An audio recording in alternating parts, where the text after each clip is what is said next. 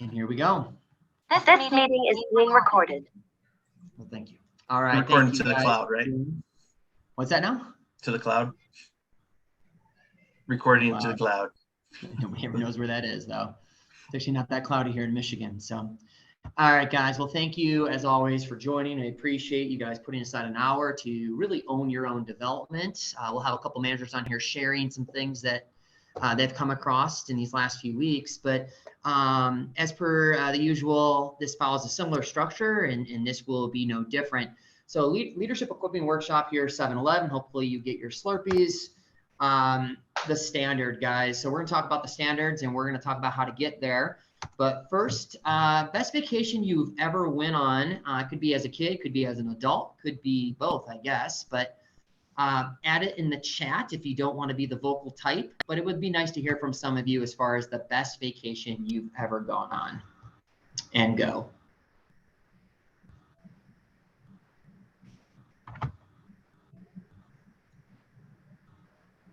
What?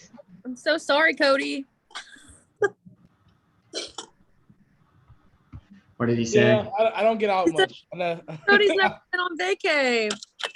Yeah, I see that now. That's disappointing.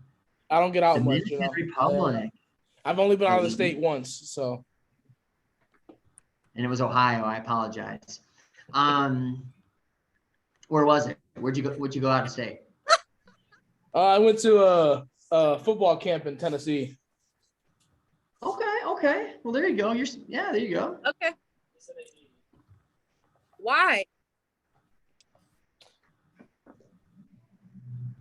Family trip to Washington, D.C. Great job, Wade. Favorite vacation from Josh Campbell was Miami, Florida for Christmas last year. Awesome. Very cool. Let's see here. Slim Chickens in Murfreesboro. Devin. Yeah, there you go. What a champ. Oh, boy. Mark, Australia at 16. Awesome. You were 16. You're in Australia. That's crazy. I don't think I've met you yet, Mark. I haven't met you yet, Mark. Nice to have you on the call. Well, yeah, I would try to change it to Jay because that's my preferred name. I really just prefer Jay. Jay's the nickname that I grew up with. Mark is this is my ID name. Nice. I go by Lance, and then most of the time I go by Lance, but that works out really well. I appreciate that. I saw Jay Johnson come through.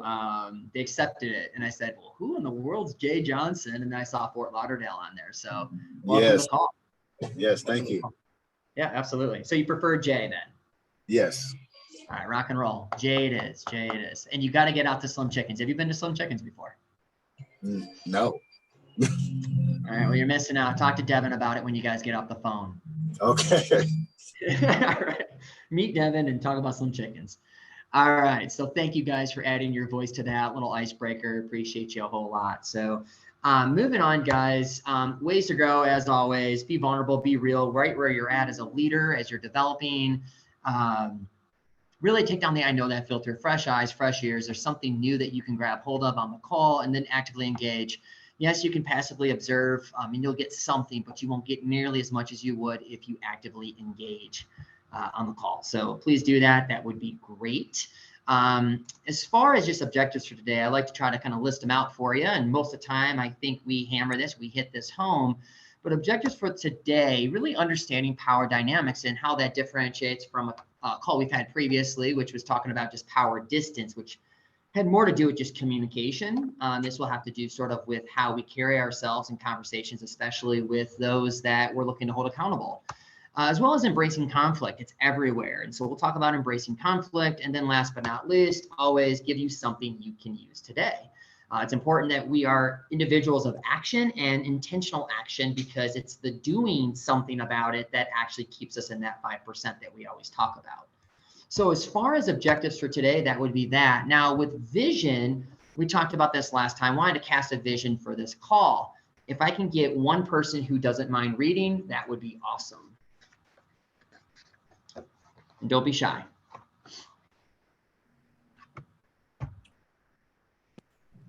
Oh my God, I'm not muted. You got it.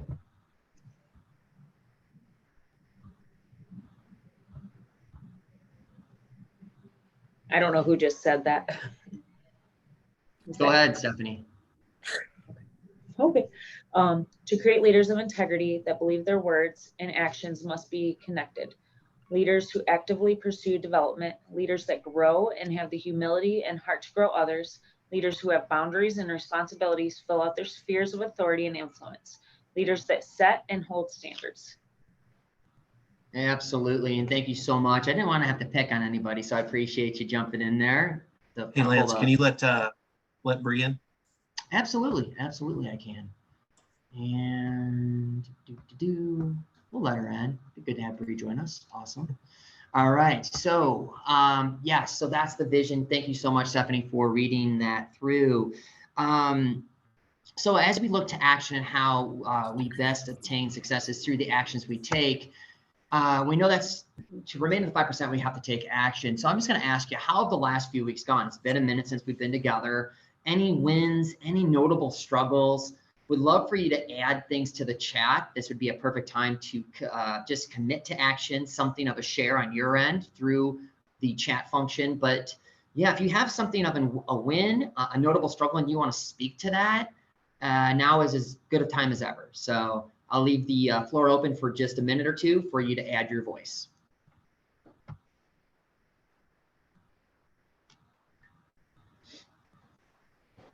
Any wins, any notable struggles that you've had? We usually want to talk about the wins, not so much the notable struggles, but any wins out there?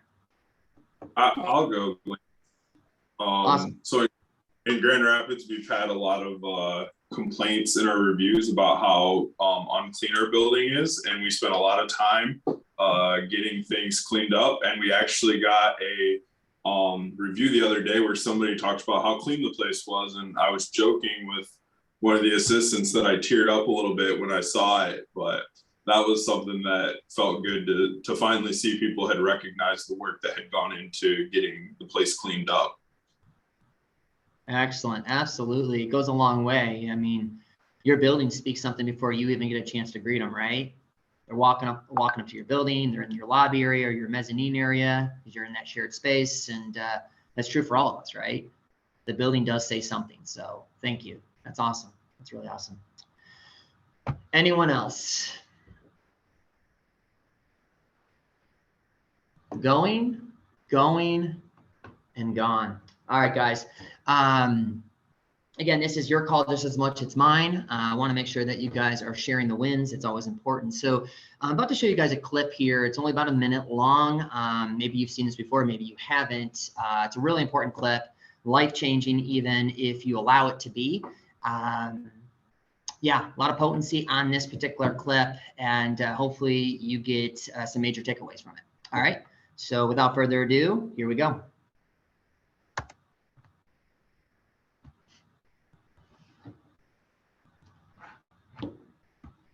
I don't know who you are. I don't know what you want. If you're looking for ransom, I can tell you I don't have money.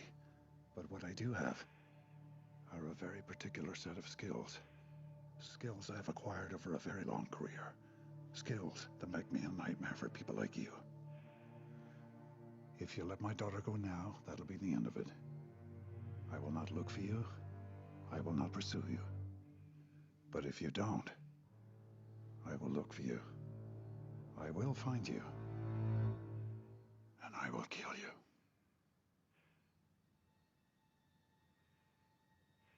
Good luck.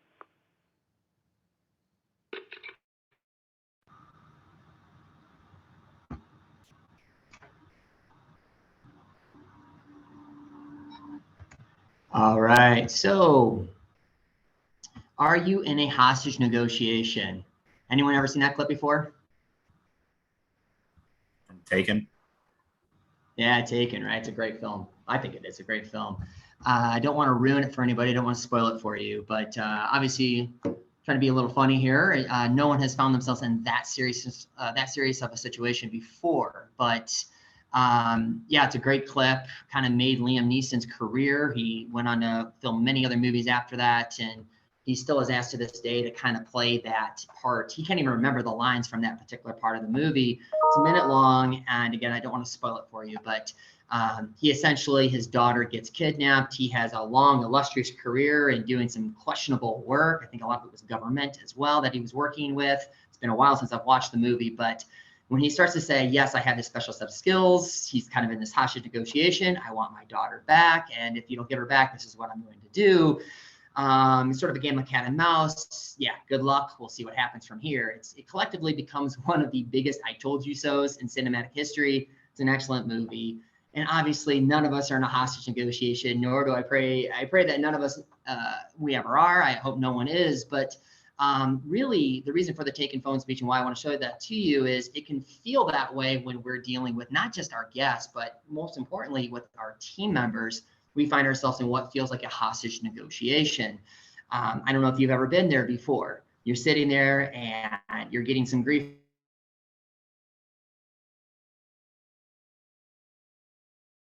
from one of your team members or doing what you need them to do. Don't you know that I have gathered up a certain set of skills from Lance's Leadership Equipping Workshop?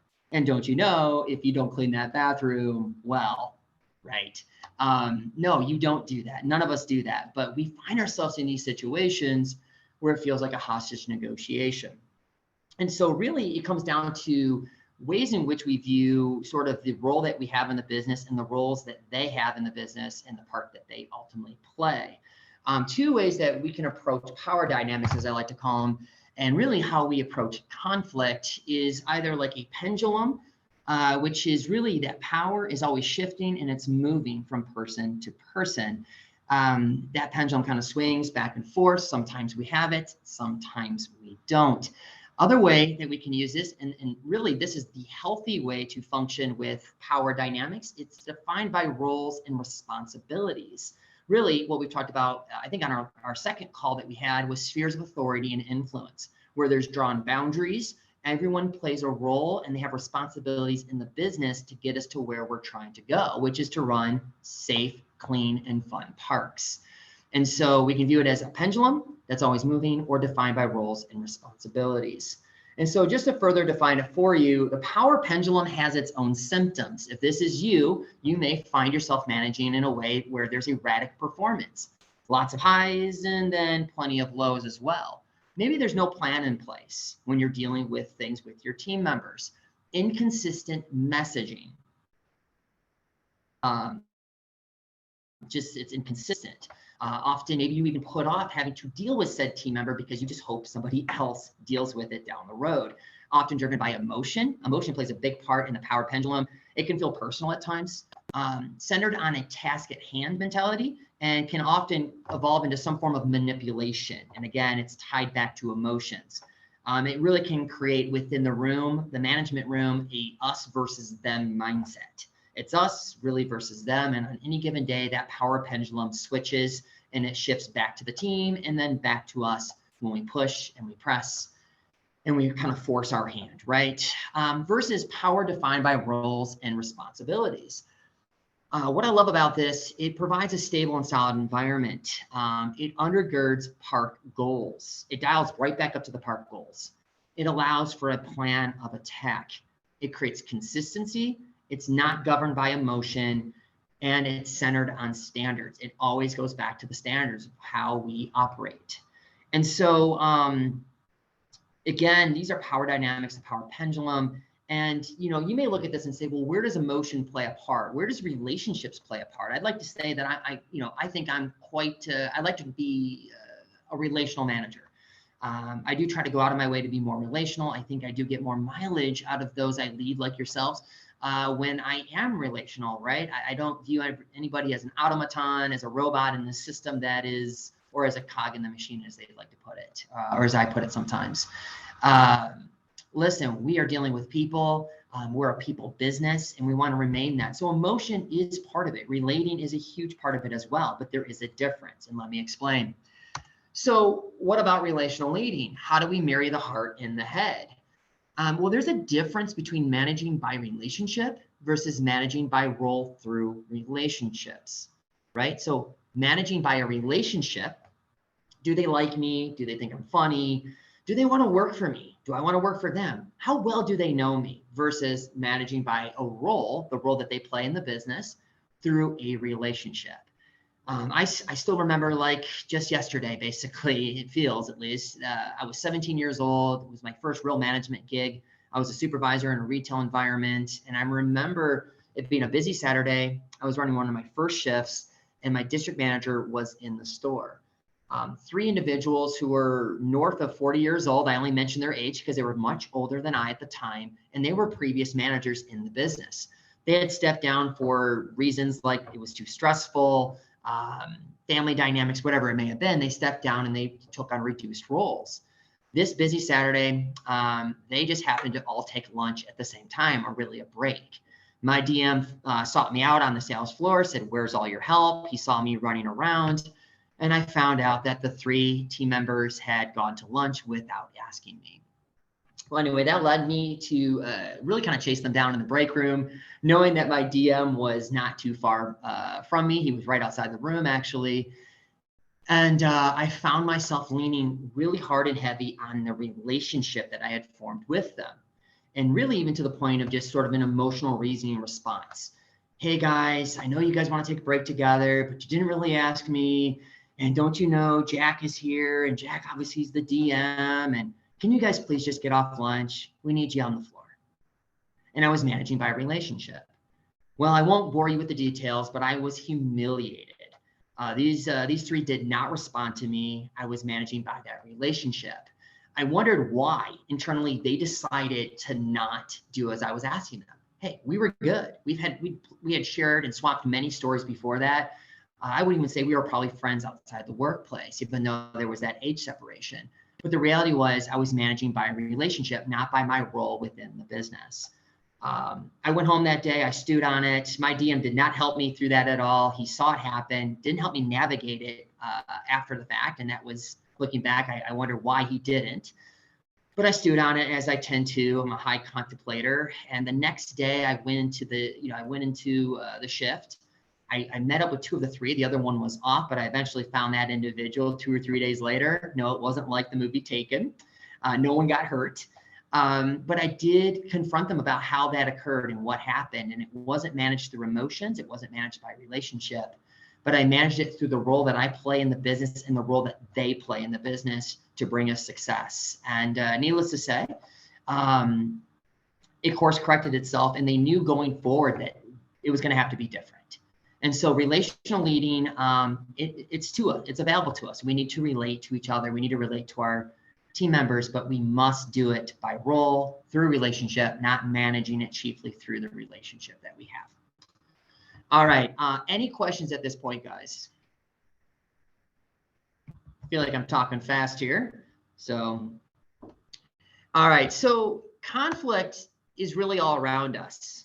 It's all around us. Make no bones about it. Even inside the body, last few years, we've spent a lot of time dealing with viruses, right? One in particular. And so conflict is all around us. Our body is designed to deal with conflict, such as our immune system, right? And so it's designed to deal at the most microscopic levels with conflict, all the way to warfare, right? Warfare on the battlefield. People are confronted in everyday situations, but here's kind of the ultimate, which is people declaring war. They're on the battlefield, they're fighting for something, ultimately, in most cases, freedom.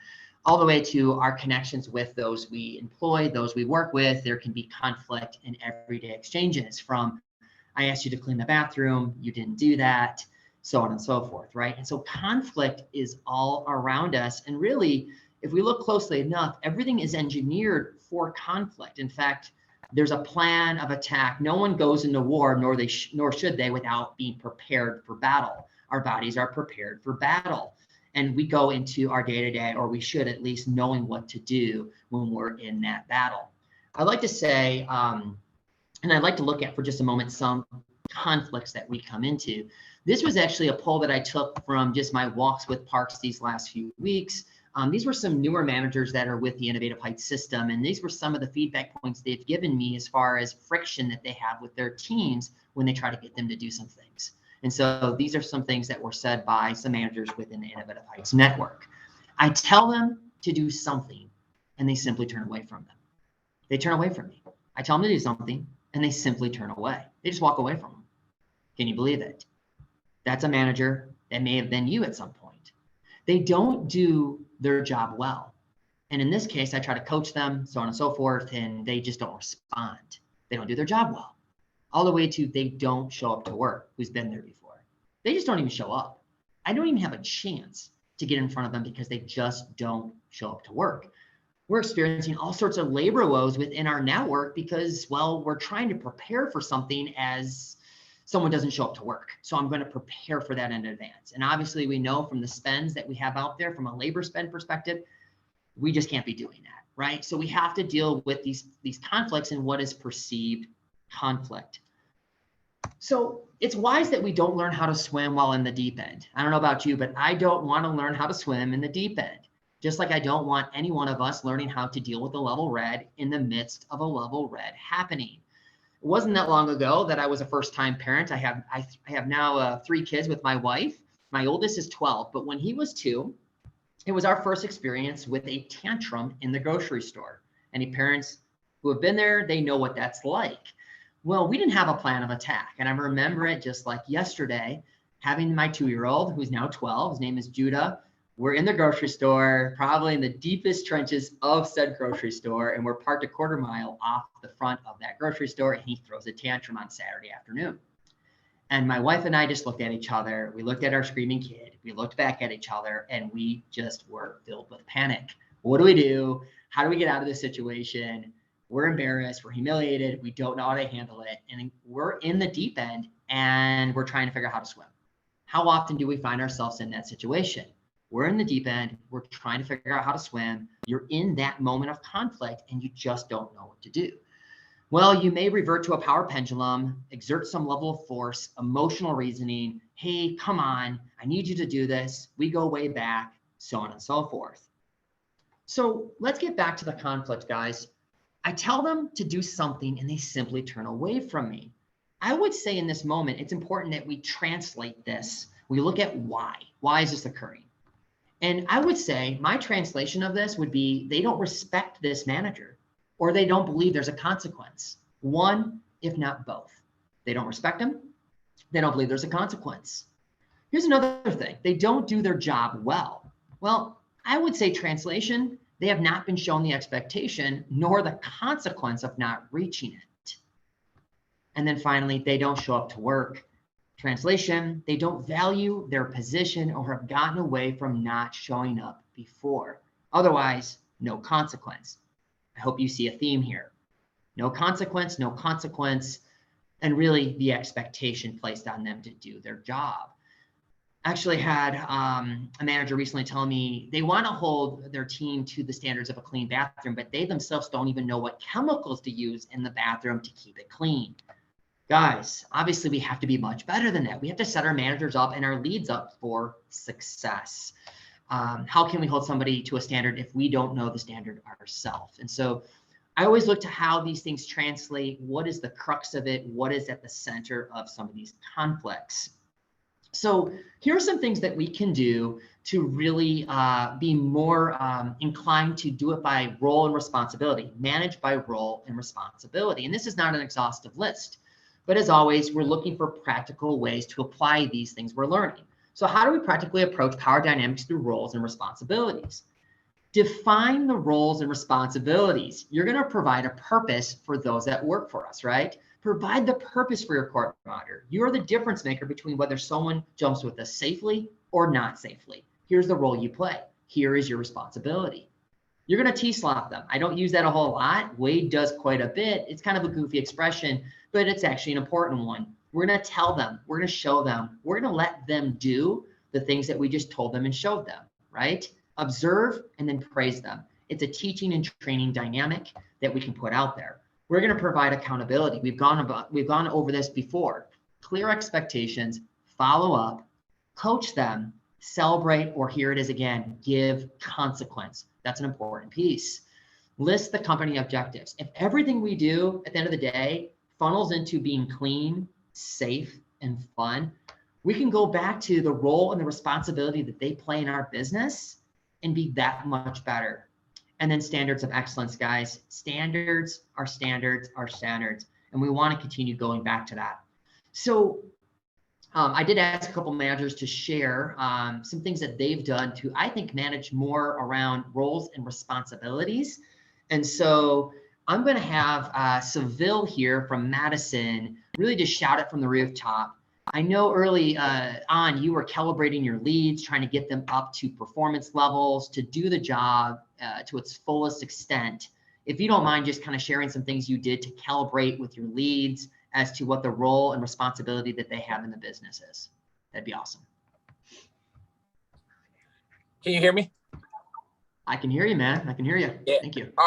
So yeah, I like to make a lot of use of my managers. So that was kind of one of the things with the leads is I needed them in a position to at least be able to run shifts, make sure things are being taken care of so that I can have Chris to do stuff in the office for me, or Tion who's handling all this maintenance, getting it up and ready for the inspection, Julia with the parties. So I lean very heavy on my managers for my personal success. And so by not having shift leads that were able to actually ensure that breaks were being done, making sure that court monitors were staying on the attractions, it just made it hard to get those things out of my managers. So now we just do heavy delegation. Anytime something comes up, we try to get a shift lead to do it first, and then we follow up on it. So it's just constant delegation to ensure that they understand the expectations and that they know that just because it was asked yesterday and maybe we're not asking you today doesn't mean that it doesn't need to be done. We're just giving you room for personal growth. So I asked you on Monday, you ran a successful shift. Now let's see if you can self-start and self-motivate on Tuesday. Awesome. Absolutely. And so early on, I sent over lead process guide to you, and I mean, you reached out. Yeah, so we used it for the lead that we recently moved up. We moved up a young man named Darrell, and I think it was a large difference from him having access to that. So we had him fill out the assessment on his own for the expectations. We actually had him read them out loud to us instead of just reading them to him. And we went through that path with him, and I think that we get the most out of that lead. So I think that having that tool was good for us and good for him. So it was just one of those things. Like when I saw it come through, I was like, we need to utilize this. So I reached out to you. Yeah. And yeah, we used it with our most recent lead, and he's been great. Awesome. Yeah, no, I was thrilled that you reached out, and even more that, you had these one-on-ones with your leads. You brought them up to standards, because again, where's fair is fair. They don't know the expectation. How can you ever truthfully, hold them to the expectations, right? And so that's that coaching piece. That's awesome. I look at even, our sales associates, prime example. You mentioned there with leads, I don't want to move from leads just yet. The one that's done probably the best is the one that was given sort of these resources from the get-go. And so you started them off right. It's safe to say, right? You started them off right with the business. Yeah, because I think what we see in people that like encourages us to move them up, do well as like a court monitor, or they're doing well at sales. But then now the expectations are different. And I think that they need to know that. So yes, one set of things is what got you here, but it's a different set of things that's going to make you successful. So we just want to make sure that they're given that information. So they're not like, why was I an amazing core monitor, but now I'm constantly being coached as a lead? It's just, or like in sales or as an event host, it's just because the expectations are now different. So as a core monitor, we looked at you in engaging with guests, engaging with your crew appropriately, staying at the courts, taking breaks at appropriate times, using your walkie, being in uniform, just quality, like self-managing things. But as a lead, those aren't going to be the things that are going to make you successful. Now you have to delegate tasks. You have to follow up. You have to kind of keep the day's schedule the same as all of us at the top. So we just try to keep the expectations the same. We make our leads kind of act as managers because that's the next step. And that's what's going to make them successful there. Absolutely. Awesome. No, I appreciate the share, and just expecting big things out of Madison. You guys are rocking over there. Keep at it, man. Awesome job. Absolutely. So guys, again, practically approaching power dynamics through roles and responsibilities. Seville showed you, or just basically told you, right? Defining roles and responsibilities is a key thing there, especially early on. Yes, we can course correct weeks, months into someone being in a role and having responsibilities around said role. but it's that much better when you provide the purpose early on. What would it look like in a world if, when we train a sales associate, it goes well beyond making sure they get a waiver, making sure we take their money, making sure we give them their change. And if we remember, greet them on their way in the door, right? What if the role and the responsibility and the purpose that they play to being clean, safe, and fun, and being a part of that park system that has that going for it, what if it was, well, while we're slow, you're cleaning these windows, you're bussing those tables, you're checking in the bathrooms, right? You're doing the hour by hour cleaning checklist. What if that was baked into things early on? That's just what they know to do. Why? Because it was trained into them from day one. That's the role, that's the responsibility. And so when you hold them accountable to that role and the responsibilities of said role, it's no longer about any sort of dynamic around, well, do they like me? Do they not like me? It's a relational piece. No, it's you're managing them by their role through the relationship as you flex your style as a manager. So awesome. Wanted to also give a moment here to kind of speak to this area of TSLOP, tell, show, let, do, observe, praise. And I wanted Stephanie to kind of talk about looking for the teachable moments. She came back to the park system not all that long ago. June 1st actually was her time back into, or coming back to, Innovative Heights. And so she comes back in with seeking out teachable moments. And of any park, this park has done close to a 180 in some areas, and not because things were done poorly before. It's just some things are being done more consistently than before. And so I don't want to take away from the team prior to Stephanie joining, but I can just tell you, I'm looking at OSAT, the numbers speak for themselves. We're seeing in many cases just a 180 in certain key areas. And I think it's because she's looking for teachable moments. Not the only reason, but I think it's a big reason. So Stephanie, go ahead and take it away and talk about seeking out teachable moments. Okay. So yeah, it is just that. I am in a constant pursuit of seeking out teachable moments. When we're slow, I've been, one of those wins that I took from a couple weeks ago was the Focus 15. So I'm looking at if I have a new team member who I can grab along with that new team member, because I'm going to train the new team member and then do a refresher with the with an older team member, and then we're going to completely go through everything as though they are all brand new. And a lot of stuff has been done while we're slow. Little moments such as keeping it safe, going up to their courts, teaching them how to tie the straps on the courts and such. That's been a really big thing. Always looking for that. And it's showing in the team. When we're busy, it comes down to table touches. I'm sure all of you guys have done this, but like busy Saturday or whatever day it is, I will always be walking and I'll be going upstairs, checking out the park, seeing if there's any area of opportunity for us, talking to the parents, constantly talking to the parents, resolving issues while that's happening, hopefully getting some shout outs for my team while that's happening. And then if I see an issue on my courts or even up front, I can then address that issue right then and turn that into a teachable moment. And it isn't like coming right up to the team member and saying, hey, what are you've done this and this wrong. It's like, what's going on your court? Can you tell me about this? And I've actually also taken to my leadership to take them through the park, to take them side by side with me to do the exact same thing.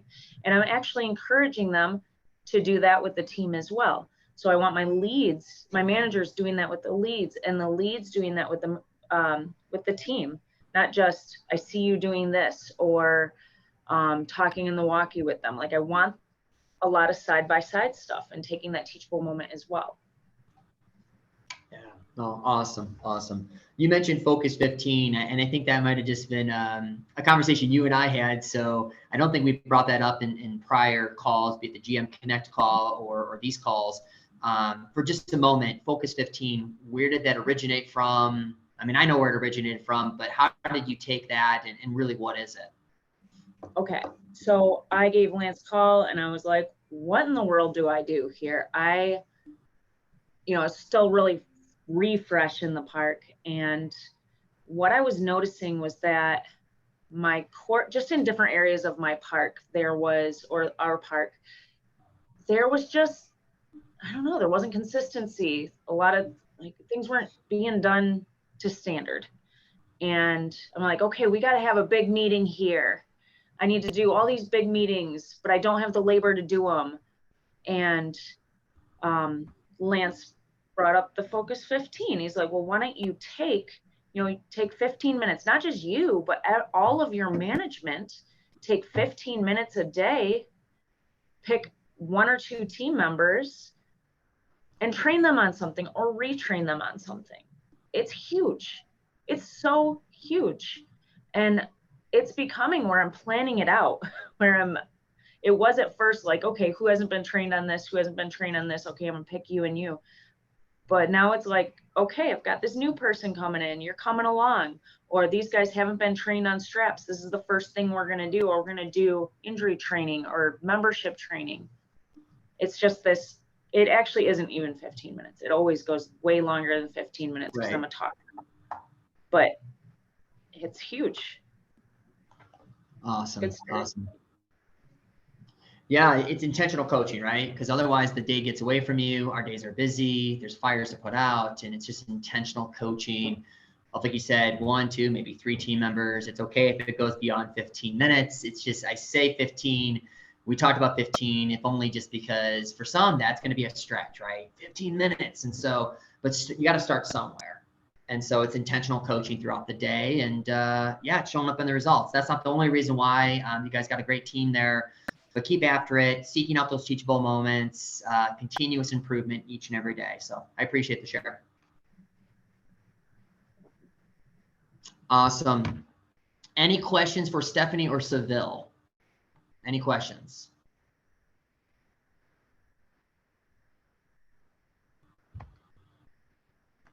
You guys are being shy. Everyone's being shy. Well, you know where to find them, right? You know where to find them. They're both doing some good stuff, as you guys all are doing good things in your parks. But again, those are just 2 I picked out. And so I appreciate Seville and Stephanie sharing what's been working in their parks. All right. So, so really, here are some challenges we have, guys. And make no bones about it. These are real challenges. And it's kind of crazy that they're challenges because some of these seem so straightforward. But on any given day, I can walk into a park.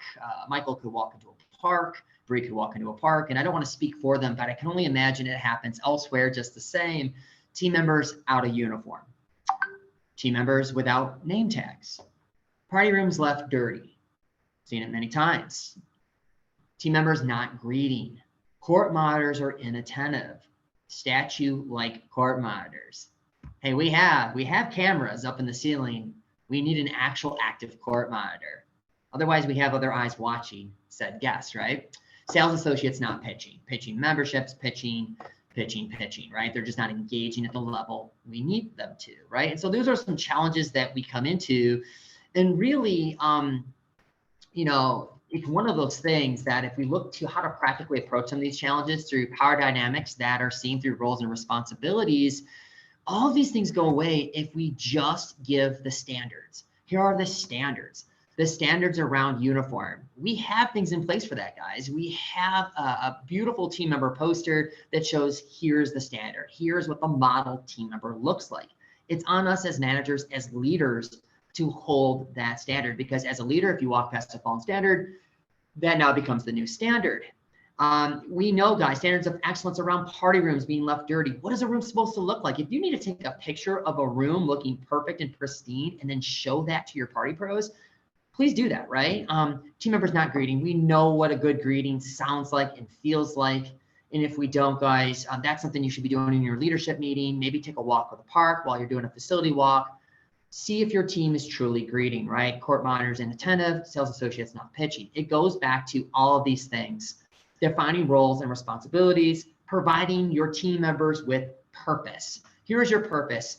Imagine again, day 1, or just even not even day 1, you're interviewing a candidate, an applicant. They want to be a court monitor. They want to be a sales associate. Who knows what they want to be? But why are you not, if you aren't already, providing them the purpose behind what they do? If we hire you, it's for this purpose. This is the role you play in our business. This is how you, in your role, bring us to a point of success in being clean, safe, and fun. When you fill out your role, when you fill out your sphere of authority and influence in the business, well, it's going to look this way. It's going to be cleaner. It's going to be safer. It's going to be more fun for our guests. Again, that's a day one. So many of the woes that we walk into and some of the challenges we're having, like team members not showing up, goes back to maybe we're just not hiring the right people. And we're getting caught in sort of this cycle of grabbing just whoever we can get through the doors to work with us and work for us. But the reality is maybe they're not the right individuals. But fret not, we have plenty of safeguards that can keep us honest and keep us to standards. And so the standards keep us honest and on target. It's why I talk about it all the time. The standards keep us moving forward.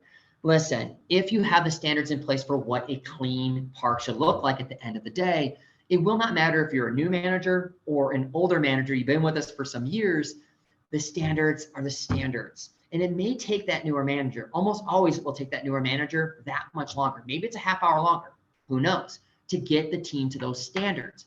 But we all have the same standards.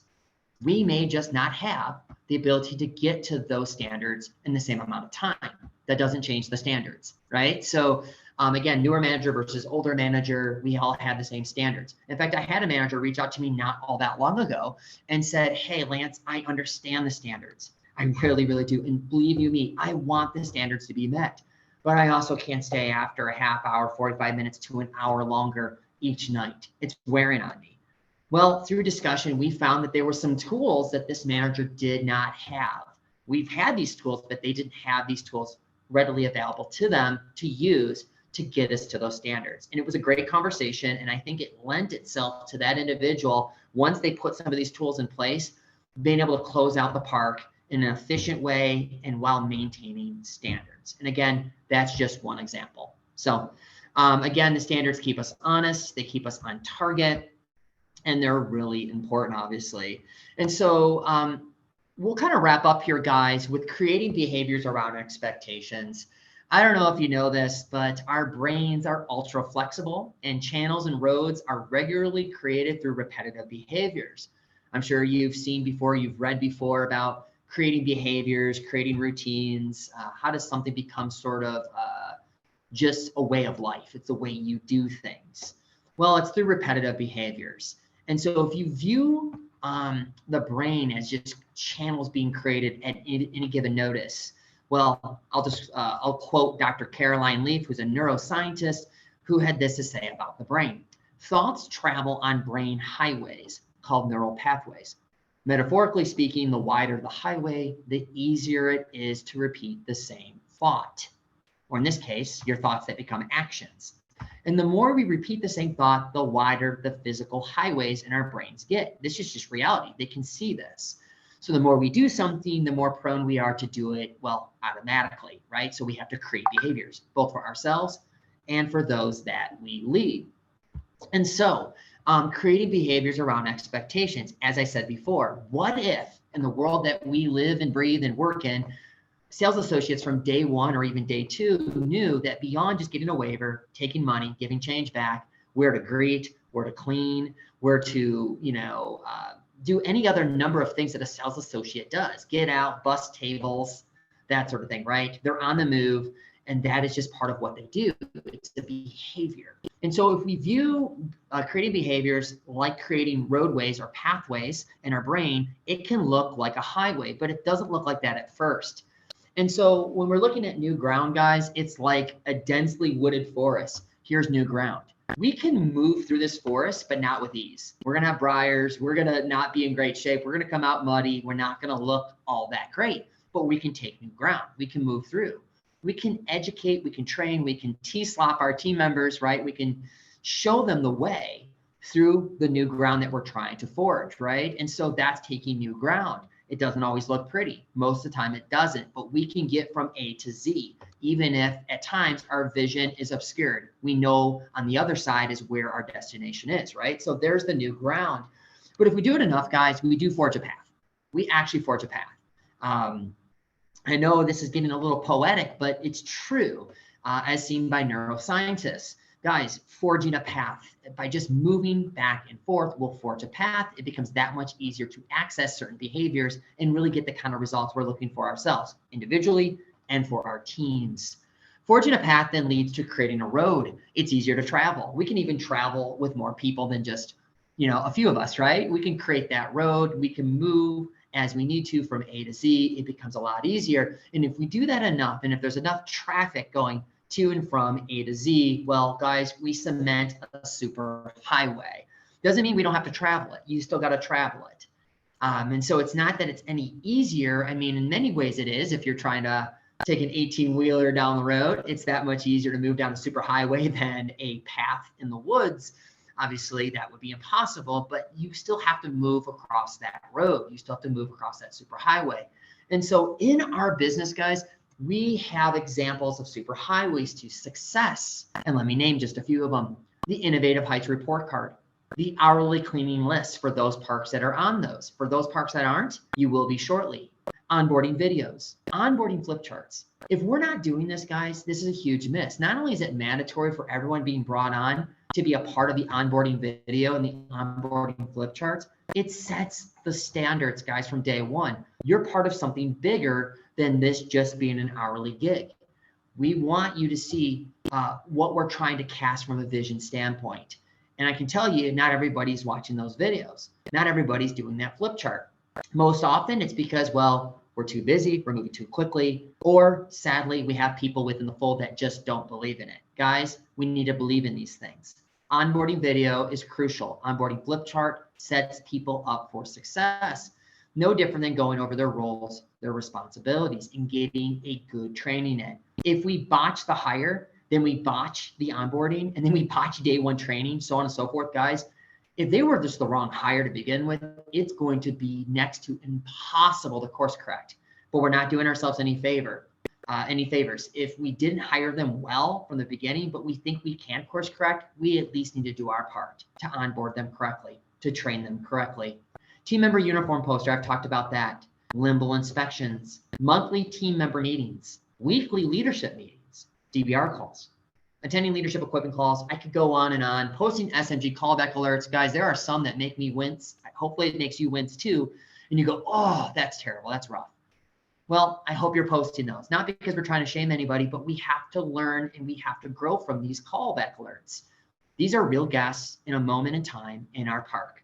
And whether it feels like it's fair and it's justified that they said what they said, it was their experience. And we need to look to it. All the way to Sky Zone University and so much more. Any questions at this point, guys? Any thoughts around the super highways to success within the business?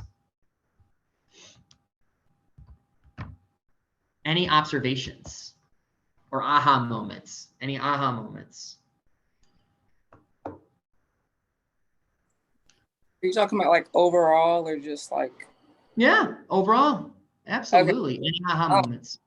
All right, well, I have a few. I feel like, you really did a number on me today. So the proper training from the beginning, I feel like that's very important. I'm not going to go too far into it, but that one stood out to me. Also, let's see. I feel like I really kind of connected to you for a second when you were talking about when you were a younger manager and you were telling that story about your friends and them just going away. I feel like those are very real feelings. And they can actually change you if you've ever felt them. So I feel like I've experienced that before. And I've grown from where I've been. So yeah, and then I'm just stop there and give somebody else the floor. No worries, no worries.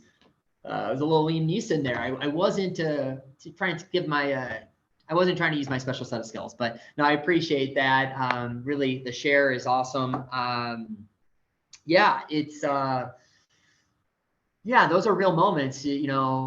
Yeah, I remember being 17, like I said, and that was a moment I've written about. I've definitely discussed in parks when I've been in parks, and I get it. I get it, especially with a lot of our youngest leaders working peer to peer, right?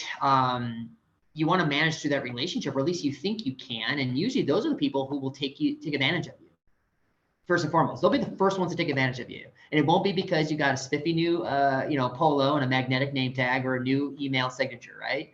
It's going to be because your role and the responsibilities of your role are clearly defined. And may I just say, for the GMs on the call, especially if you've elevated people recently, be it a lead, or a manager in particular, and you haven't presented them properly from the get-go, there's no shame there. I would just say course correct now. Please course correct, because it's almost impossible. It's made to be very difficult. If someone's just brought into a management spot and they're having to speak on behalf of themselves from the get-go, and I think you know what I'm saying.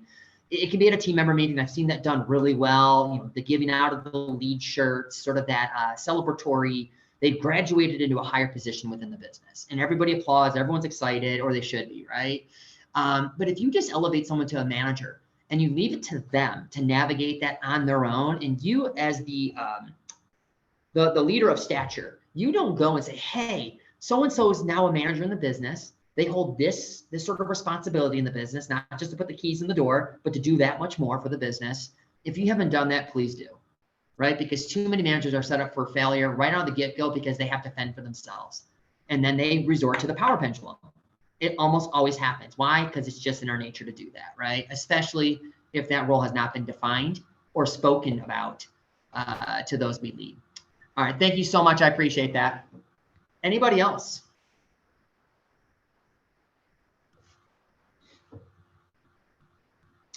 Don't be shy. Don't be shy.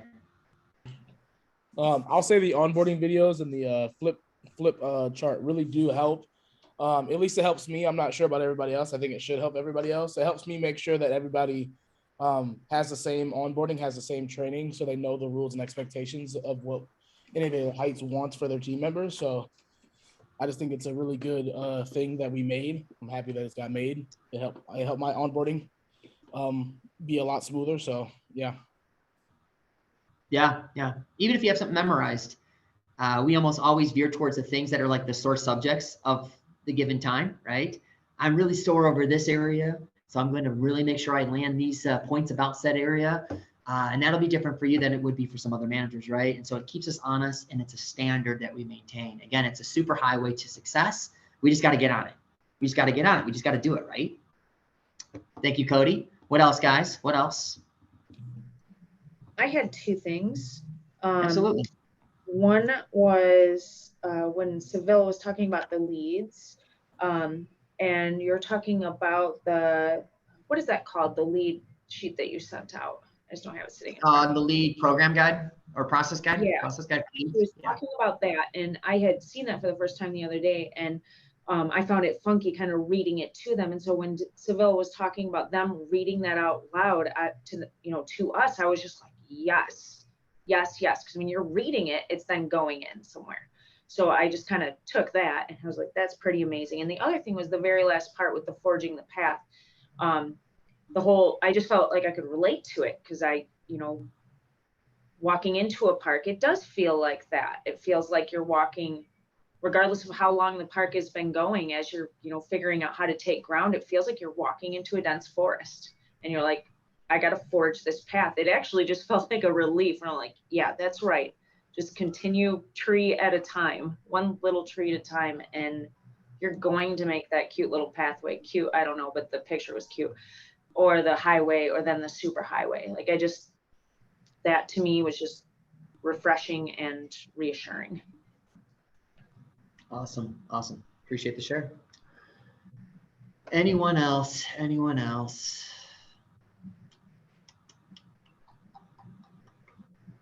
All right. 159, guys, 159. Well, please feel free to add to the chat function there. If you don't want to speak out, that's totally fine. But again, these are all things we can do, examples of superhighways to success, but you have to get on the road to travel from A to Z to get those SMGs to where you want them to be.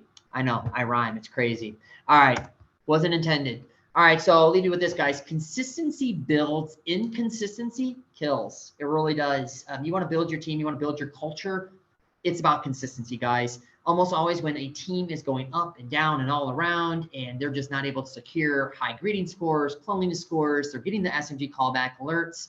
Guys, it comes down to a lack of consistency. Sometimes that's from shift to shift. Most often it's from manager to manager. But again, if you're a new manager or you're a long tenured, been around for more than a minute manager, the standards are the standards. Get back to that. That consistency builds inconsistency will kill. It really does. And I'm not talking about Liam Neeson right here, guys. So leave you also with this, guys, 2 questions. What are you taking from this call today? You don't have to vocalize that right now, but what are you taking from the call today? Hopefully you've written some things down. I'll share this PowerPoint deck as well as the video through YouTube. My hope is that if someone from your management fold is not on this call, they weren't on this call, that you'll share the YouTube with them, or I'll share that with them, but that they watch this, right? Even if it's 20 minutes here, 15 minutes there, I get it, we're all busy, but this is super important. So what are they taking from this call, or what are you taking from this call? And then when is your next team member meeting? Maybe by putting that down, by putting it down, you're going to plan for it, right? So I have most of my parks, I've already said, hey, this is when our team member meeting's happening this month. But when you have that team member meeting, maybe it's a good time to talk about roles and responsibilities in the business. Maybe it's a great time to talk about what does a sales associate do to lead to us being clean, safe, and fun? What does a court monitor do? What part does a lead play in the business? So on and so forth, right? And so when is your next team member meeting? If you can just share that in the chat, that would be awesome. I know Michigan and Wisconsin, you guys have shared with me already. Mostly you guys have shared with me when your next team member meeting is going to be for this month, and maybe it's already happened. That's fine if it's already happened. But just remember for August then to, I think, go over your roles and responsibilities and just sort of level set with your team, calibrate with them, can only do wonders for you and your team. All right, guys, any questions or concerns? Thoughts, prophetic visions, dreams, anything to share? Thank you, Ken. 26 it'll be. Awesome. Last Thursday, thank you. Last Monday of every month, the 25th. Yeah, Stephanie, kudos to you. She sent out like for the rest of the year. I thought that was awesome. That was an awesome move. It makes sure that, hey, it's on the calendar. No surprises here. All right, guys, thank you. It's 2:02. I appreciate each and every one of you guys. Hopefully you guys got something from this. You're going to take something into your team for the week to come. Thank you, guys. Thank you, Devin. I just saw that ours was last week as well. I remember you and I talking about it. You actually did a really cool, I don't want to get into it here. It's 2:02, but I will have you share on a future call what you did during your team member meeting. It was awesome. So I appreciate everyone on this call, guys. Thank you so much for giving me your time and your attention. Hopefully this call does something for you and your team. Take care, guys. Let's cut down that labor. Let's manage the business more effectively to be safe, clean, and fun. Thank you, guys. Thanks, Lance. Thank you, buddy. Take care, guys. Thank you so much.